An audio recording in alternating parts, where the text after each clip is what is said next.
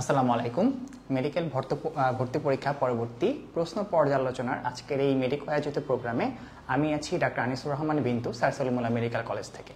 আজকে আমার সাথে থাকবেন মেডিকোর প্রতিষ্ঠাতা এবং প্রধান নির্বাহী পরিচালক ডাক্তার জোবাদুর রহমান জনি ভাইয়া। আমরা আজকে তোমাদের সাথে শেয়ার করব আমাদের আজকের ভর্তি পরীক্ষার যেসব প্রশ্ন ছিল সেসব প্রশ্ন সম্পর্কিত কিছু ইন্টারেস্টিং ফ্যাক্ট, কাটমার্কস কেমন হতে পারে, হাই স্কোর কেমন আসতে পারে, এবং পরবর্তীতে আমাদের যে বাকি ভর্তি পরীক্ষাগুলো আছে এই ভর্তি পরীক্ষাগুলোতে আমরা কিভাবে বাকি যে প্রিপারেশন আছে সেটা আমরা কমপ্লিট করব। আর আমি আমার সামনে ডেকে নিচ্ছি ডাক্তার জোবাদুর রহমান জনি ভাইয়া। আসসালামু আলাইকুম ভাইয়া। জি, থ্যাংক ইউ সবাইকে।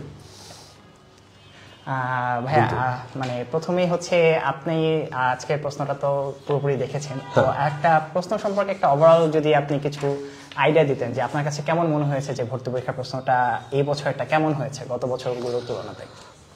আমার কাছে মানে আমি যদি লাস্ট 10 ইয়ার্সের হিসেব যদি করি তাহলে আমার কাছে তুলনামূলকভাবে একটু ইজি মনে হয়েছে আর কি। ইজি মনে হয়েছে এই অর্থে যে মানে লাস্ট কয়েক বছর ধরে, যেমন আমি 2022-23-এর প্রশ্ন যদি বলি, এখানে কিছু কিছু প্রশ্ন ছিল যেগুলা একদমই টেকনিক্যাল, একটু চিন্তা ভাবনা করে অ্যান্সার করতে হয়, এই ব্যাপারটা বেশি ছিল। মানে সত্য মিথ্যা টাইপ প্রশ্ন কিছু কিছু ছিল যেটা এই বছর আমি একদমই দেখতে পাইনি, এই জন্য আমি তুলনামূলকভাবে ইজি বলবো। আর যদি আমরা বিষয়ভিত্তিক যাই তাহলে সেটা হয়তো ভিন্ন আলোচনা হতে পারে। ওভারঅল আমার কাছে মনে হয়েছে যে লাস্ট কয়েক বছরের তুলনায় সহজ প্রশ্ন হয়েছে আর কি। ভাইয়া মানে ফার্স্ট টাইমার পরীক্ষা দিল, সেকেন্ড টাইমার পরীক্ষা দিল, মানে আপনার কাছে কি মনে হয়েছে সবার জন্যই মানে প্লেইং ফিল্ডটা সমান ছিল, নাকি কারো কাছে কারো একটু বেশি সুবিধা পাবে বা একটু অসুবিধা হবে তার জন্য? সুবিধা অসুবিধা আসলে এইভাবে বলা যায় না, তবে আমার কাছে মনে হয়েছে যেটা যে সেকেন্ড টাইম যারা এক্সামিনি ছিল এই বছর তাদের মানে যতটুকু পড়ার সময় পেয়েছে একদম শুরু থেকে, সে অনুযায়ী কিছু কিছু ক্ষেত্র বিশেষে আমি বলবো যে সেই জায়গা থেকে বা সেই দৃষ্টিভঙ্গি থেকে বলা যায় তারা হয়তো কিছুটা আর কি, এটা এমন বিশাল কোনো ব্যাপার না, কিছুটা হয়তো তাদের একটু মানে ভালো করার একটু সুযোগ মনে হয়েছিল আর কি, এটা আমার কাছে মনে হয়েছে। হ্যাঁ, আমাদের তো হচ্ছে বায়োলজি থেকে তো 30টার মতো প্রশ্ন থাকে, তো আমরা মানে সবার একটা প্রথম দিকে একটা প্রশ্ন থাকে যে বায়োলজিটা আসলে কোন বইটাকে বেশি ফলো করা উচিত। ভাই এবারের প্রশ্ন দেখে কি মনে হয়েছে, বায়োলজিটার কোন বই থেকে বেশি প্রশ্ন এসেছে মনে হচ্ছে আপনার? আচ্ছা, এটা আমি আসলে অ্যাকচুয়ালি মানে বায়োলজি বলতে আমি দুইটা যদি আলাদা করে বলি, আমি বোটানি এবং জিওলজির কথা যদি আলাদা করে বলি,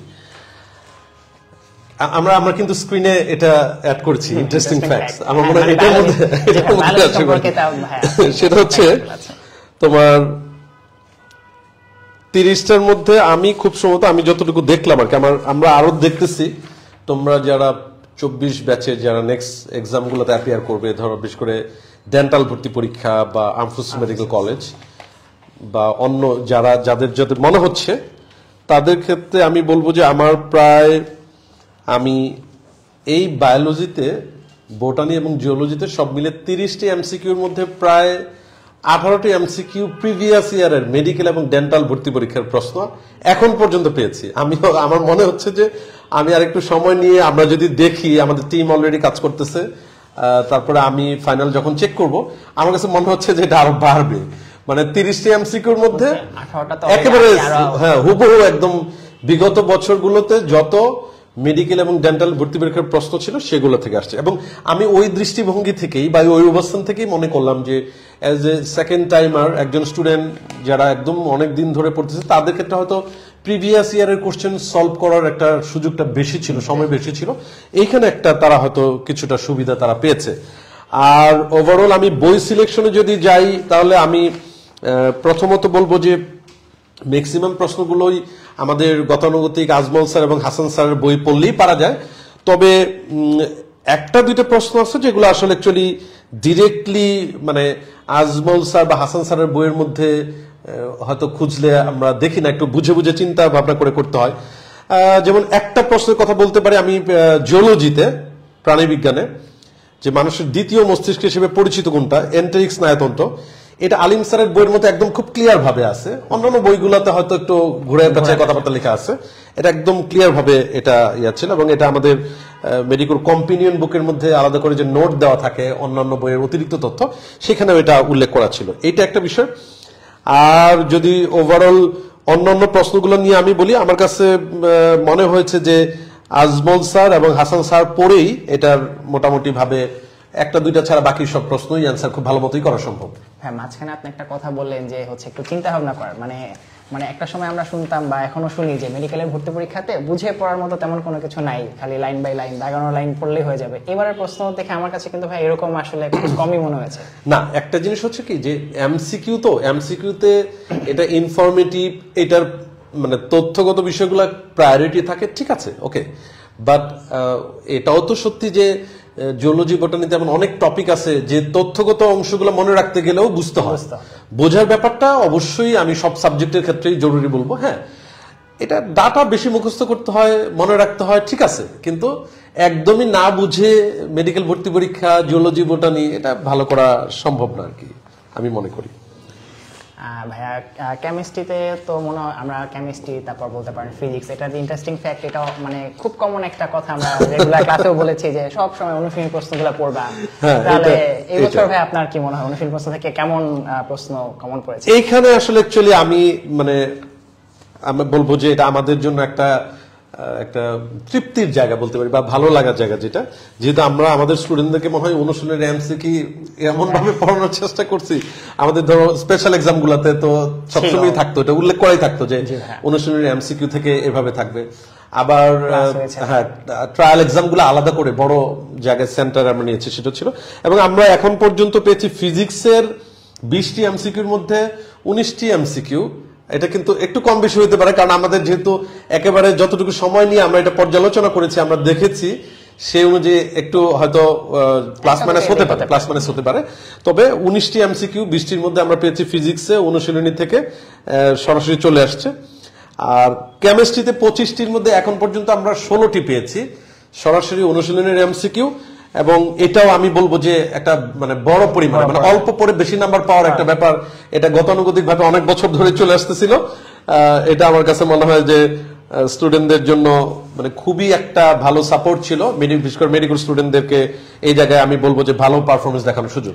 কিন্তু আমি যদি আরেকটা বিষয় আমি এখানে শেয়ার করি, যেমন তোমার ধরো একটা প্রশ্ন খেয়াল করে দেখো যে এখানে হচ্ছে আসছে যেটা ওই যে তোমার, হ্যাঁ, এই যে তোমার যেটা হলো ফিজিক্সের একটা প্রশ্ন আসছে, তুমি খেয়াল করে দেখো নাম্বার 9। হ্যাঁ, নাম্বার 9-এ যাচ্ছি। তার আগে একটা প্রশ্ন নিয়ে অনেক হয়তো বিভিন্ন জায়গায় অ্যান্সার নিয়ে একটু বিষয় আসছে, তোমার এন্ট্রোপির ব্যাপারটা এটা নিয়ে আসছে। এটাও হয়তো আমাদের যে নিউ কারিকুলামের বই, এখানে কিন্তু ডিরেক্টলি এটা নিয়ে ডাটা পাওয়া যায় না, এটা প্রিভিয়াস ইয়ারের কোশ্চেন। এবং আমি এখানেও একটু অ্যাড করবো যে অনুশীলনীর এমসিকিউ থেকে কেমিস্ট্রি এবং ফিজিক্স প্রশ্ন অনেকগুলো এসছে, ঠিক আছে। আবার যদি আমরা ওই ব্যাখ্যায় যাই বিগত বছরের প্রশ্ন থেকে, তাহলে কিন্তু অনেকগুলো প্রশ্ন ফিজিক্স কেমিস্ট্রিতে রিপিট হয়েছে একদম অপশন সহ। এবং আমার জানা মতে বিগত কোন বছরই প্রিভিয়াস ইয়ারের প্রশ্ন, মেডিকেল এবং ডেন্টালের প্রশ্ন হুবহু এইভাবে এত বেশি রিপিট হয়নি। জি ভাই, আমি আমার জানা মতে আমি বিগত কোন বছরই পাইনি। ম্যাথগুলো ছিল ভাই, স্পেশালি ফিজিক্সের ম্যাথ অনেকগুলো হচ্ছে ভাই অনুশীলনী থেকেও তুলে দেওয়া আছে। এই যে তুমি দেখো এক আলোক বর্ষ সমান কত, তারপর হচ্ছে তুমি ধরো কুলম্বের সূত্র কোন ক্ষেত্রে প্রযোজ্য, তারপর তুমি ভূচম্বকত্বের মৌলিক উপাদান, একেবারে অপশন যা ছিল তাই দেওয়া হয়েছে এখানে। হ্যাঁ, আর অসংরক্ষণশীল বল কোনটি, এটা প্রিভিয়াস ইয়ারে কোশ্চেন। তবে একটা জিনিস কিন্তু আমার মনে হয় বলতে হয় যে স্থিতিশীল অবস্থা থেকে যাত্রা শুরু করে একটি বস্তু 5 সেকেন্ডে 187.5 মিটার পথ অতিক্রম করলে বস্তুটির ত্বরণ কত হবে, এইটা নিয়ে একটু কথা আছে। সেটা হচ্ছে যে আমরা অ্যাকচুয়ালি এটা যদি আমরা ম্যাথ ক্যালকুলেশন করি তাহলে আমরা এটা 15 পাই আনসার, তাই না? কিন্তু এটা যদি আমরা দেখি বইয়ের মধ্যে কিন্তু আবার এটা 25 দেওয়া আছে, তপন স্যারের বইয়ের মধ্যে। হ্যাঁ, আর বইয়ের ব্যাপারে কিন্তু আমি যদি কেমিস্ট্রির কথা বলি তাহলে সবসময়কার জন্যই আমরা তো হাজারি স্যারকেই প্রেফার করি, একটা দুইটা তো একটু অন্য বই থেকে থাকতেই পারে, এটা কোনো সমস্যা না। ফিজিক্সের ক্ষেত্রে আমার মনে হয় তুমি যেহেতু ছিলে আমাদের সাথে, ফুল টাইম ছিল আমাদের সাথে, ফিজিক্সে নিশ্চয়ই তুমি কোন বইয়ের কথা বলবা? ফিজিক্সে কি ফিজিক্সে দেখলা? আমার মনে হয় ভাইয়া ইসাক স্যারের বইটাই আসলে বেসিকের জন্য খুবই ভালো, আর অনুশীলনী থেকে ইসাক স্যার থেকেও কমন পড়ছে। দুই একটা প্রশ্ন যেটা তখন স্যারের বইতে ছিল, যেমন এই প্রশ্নটা টোটালটা হিসেবে যদি বলো ইসাক স্যারের বই থেকে আসলে সবচেয়ে বেশি আসছে, প্লাস হচ্ছে প্রিভিয়াস ইয়ারের প্রশ্নগুলো অবশ্যই প্রিভিয়াস ইয়ারের কোশ্চেন থেকে অনেকগুলো প্রশ্ন আসছে আর কি। হ্যাঁ, আচ্ছা, তারপর যদি আমরা নেক্সট জেনারেল নলেজ ভাই এই বছর মনে হয় ওদের সবচেয়ে আতঙ্কের জায়গা আমার মনে হয় আতঙ্কের জায়গা বলবো। আরেকটা জিনিস বলবো যে আমি ধরো এটা একটা ঠিক মানে আমাদেরকে বারবার মানে নক করা হচ্ছিল যে আমরা যে আন্তর্জাতিক শুধু কুইক রিভিশন দিলাম এটাতেই চলবে কিনা, অনেক জায়গায় অনেক বড় বড় বই দিয়েছে, ঠিক আছে। আমাদের কাছে মনে হচ্ছিল যে আসলে অ্যাকচুয়ালি দুইটা জিনিস, একটা হলো যে একবার যেহেতু লাস্ট মোমেন্টে সার্কুলারের নিয়মটা চেঞ্জ হলো, অতএব যারা দায়িত্বে রয়েছেন তাদেরও নিশ্চয়ই এটা চিন্তা থাকবে, প্লাস আরেকটা বিষয় হচ্ছে যে স্টুডেন্টরা আসলে কতটুকু নিতে পারবে সেই বিষয়টা আমাদের মাথায় ছিল। এবং খেয়াল করে দেখো আন্তর্জাতিক থেকে তুমি যদি হিসেব করে দেখো অ্যাসেপটিক সার্জারির জনক আর গাজার কথা যদি বলো তাহলে তোমার দুইটা ধরা যায়, আবার যদি তুমি একটু মানে একদম জেনুইন ভাবে চিন্তা করো তাহলে একটাই বলা যায়।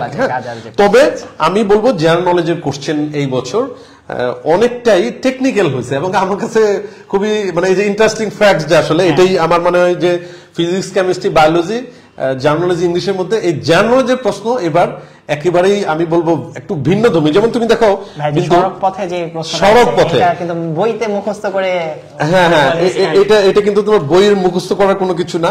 এবং তুমি দেখো যে যার পুরো বাংলাদেশের ম্যাপ নিয়ে একটা আইডিয়া থাকবে সে এটা অ্যান্সার করতে পারবে। তারপর তুমি দেখো যে আরেকটা হচ্ছে তোমার 8 নাম্বারটা মুক্তিযুদ্ধকালে ফিলহাল, এটা নিয়ে কনফিউশন আছে। আমরা আসলে ক্যাপ্টেন আক্তার আহমেদ বলতেছিলাম এই কারণে যে আমরা যেসব জায়গায় তথ্য পেয়েছি সেটার মধ্যে ইনিশিয়েটিভ কে নিয়েছে এরকম হিসেবে আক্তার আহমেদকে আমরা পেয়েছি। আর পরবর্তীতে যদিও ডক্টর এম এ মবিন এবং ডক্টর জাফরুল্লাহর কথা উল্লেখ করা আছে, আপনারা জুন মাসের দিকে জয়েন করেছেন, রাইট, মানে সূচনা যেহেতু শব্দটা সূচনা করা সেজন্য আমরা হ্যাঁ এটা আমরা নিয়েছি। এবং তুমি যদি জেনারেল নলেজে দেখো 100 টাকার নোটে কোন মসজিদের ছবি আছে, খুবই ইন্টারেস্টিং কোশ্চেন, এটা কোশ্চেন গুলা।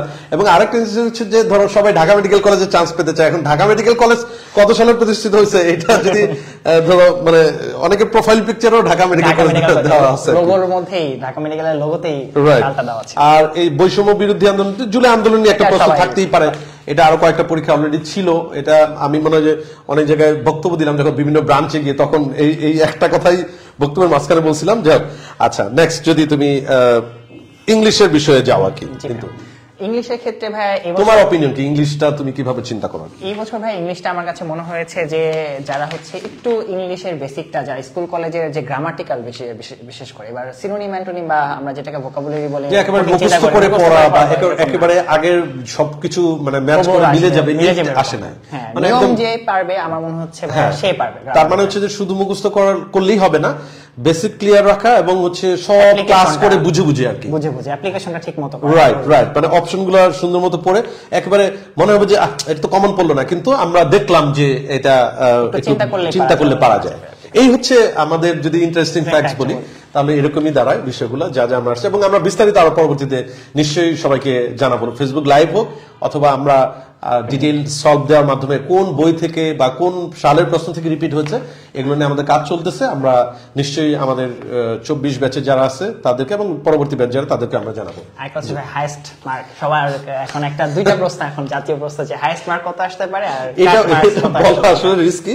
তবে আমরা যতটুকু একটা হলো প্রশ্ন পর্যালোচনা করে এবং আমাদের স্টুডেন্ট যারা ছিল তাদের সাথে যতজনের সাথে কথা বলার সুযোগ হয়েছে বা যারা আমাদের সাথে কথা বলেছে সেই হিসেবে আমার কাছে মনে হয় যে গত বছরের থেকে একটু বেশি হবে নাম্বার। এবং আমার কাছে মনে হয় যে এটা 93-4 গিয়ে ঠেকতে পারে বা তার থেকে আবার বেশি হয়ে যায় কিনা, আমার কাছে মনে হয় যে এটা এরকমই হবে হাইস্ট মার্ক। আর কাট মার্কের কথা যদি বলি তাহলে আমার মনে হয় যে 69-70 মধ্যে যাবে।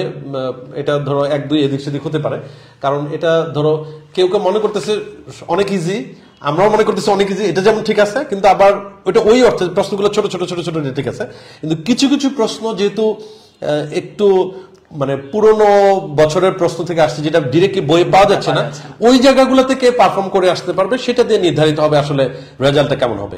এবং তুমি যদি সাধারণ জ্ঞানের কথা বলো, যার ওভারঅল জার্নাল নলেজ নিয়ে আগে থেকে একটা ধারণা আছে, এবং আমি বলবো যারা ক্যাডেট কলেজে ছিল, তোমরা যারা ক্যাডেট কোচিং করে ক্যাডেট কলেজে গিয়েছো বা যারা সাধারণ জ্ঞান কুইজ করে তাদের জন্য এবার রেজাল্ট আমার মনে হচ্ছে যে ভালো হবে। আর যারা ইংলিশে ভালো করার সুযোগটা হচ্ছে, ইংলিশ ভার্সনে যারা ছিল তাদের এখানে একটু সুবিধা তারা পেতে পারে এখানে, কারণ যেহেতু একেবারে মুখস্থ করে করে সবকিছু কমন পড়ে নাই, বুঝে বুঝে দেওয়ার ব্যাপার ছিল। সেই হিসেবে এটা আমাদের পর্যালোচনা, আমাদের অপিনিয়ন, এটার চেঞ্জ হতে পারে। আর আমি রিকোয়েস্ট করবো সবাইকে, তোমরা যারা পরীক্ষা দিয়েছো, এখন তো আসলে এটা কোনো চেঞ্জ করার কোনো কিছু নাই। এখন হচ্ছে তুমি মহান সৃষ্টিকর্তার কাছে, মহান আল্লাহ তাআলার কাছে তুমি তোমার আকুতি জানাতে পারো, তোমার যে চাওয়া সেটা জানাতে পারো। আল্লাহ তোমার মানে ভাগ্যে যা নির্ধারণ করে রেখেছেন সেটাই হবে, এবং খুব শীঘ্রই রেজাল্ট হয়ে যাবে আশা করি। তবে আমরা যেহেতু জানি যে এই বছর অংশগ্রহণকারীর সংখ্যা অনেক বেশি, তাহলে হয়তো গত বছর যেভাবে রেজাল্ট হয়েছে তার থেকে হয়তো একদিন বেশি লাগতে পারে সম্ভাবনা, এটা আমরা চিন্তা করি। এবং তোমরা তো এই কয়েকদিনে আসলে খুবই মানে একটা স্ট্রেসের মধ্যে যাবে। আল্লাহকে ডাকতে থাকো, আল্লাহর কাছে তোমার চাওয়াটা জানাও। ইনশাআল্লাহ যারা পরিশ্রম করেছো তাদের পরিশ্রমের মূল্যায়ন হবে। আল্লাহ নিশ্চয়ই তোমার পরিশ্রমের মূল্যায়নের মাধ্যমে তুমি যেভাবে চিন্তা করতেছো সেরকম রেজাল্ট তুমি পাবে ইনশাআল্লাহ। এই ছিল আমাদের আজকের আলোচনা। কিন্তু ভাইয়া লাস্ট শুধুমাত্র যদি একটু বলেন যে ভাইয়া সামনে তো এখনো ডেন্টালের ভর্তি পরীক্ষা বাকি, আর্মফোর্সেস পরীক্ষা বাকি, এখন প্রিপারেশনটা কি মেডিকেলের মতোই রাখবে বা জাস্ট রাখবে? সেমই রাখবে। তবে আমি বলবো যে বিগত 20 বছরের যত মেডিকেল এবং ডেন্টালের ভর্তি পরীক্ষার প্রশ্ন আছে এটা এখন থেকেই বসে যাও, বিশেষ করে ডেন্টাল ভর্তি পরীক্ষার জন্য। কারণ ডেন্টাল ভর্তি পরীক্ষা, মেডিকেল ভর্তি পরীক্ষা যারা মেনটেন করে, আর আর্ম ফোর্সেস অথরিটি যেহেতু ডিফারেন্ট, ডেন্টালের জন্য এইভাবে চিন্তা করতে পারো। কিন্তু আর্ম ফোর্সেস মেডিকেল কলেজে তুমি যেহেতু প্রিভিয়াস ইয়ার কোশ্চেন ওরকম ভাবে পাওয়া যায় না, দ্যাটস ওয়াই তো ওইটা তুমি নর্মালি যেভাবে পড়েছো সেটাই মাথায় রাখো। ডেন্টালের জন্য যারা ট্রাই করবে তারা ওইভাবে চিন্তা করতে পারে, এবং যারা পরবর্তী ব্যাচের মেডিকেল ভর্তি পরীক্ষার জন্য প্রিপারেশন নিতে চাচ্ছে তারাও এই জিনিসগুলো চিন্তায় নিতে পারে ইনশাআল্লাহ। আজকের এই প্রোগ্রামে সবাইকে থাকার জন্য অনেক অনেক ধন্যবাদ। তাহলে আমার সবার জন্য শুভকামনা রেখে জানিয়ে আজকের মতো আমরা এখানে শেষ করছি। সবার জন্য শুভকামনা, সবাইকে মেডিকেল পক্ষ থেকে আন্তরিক শুভেচ্ছা। আল্লাহ হাফেজ।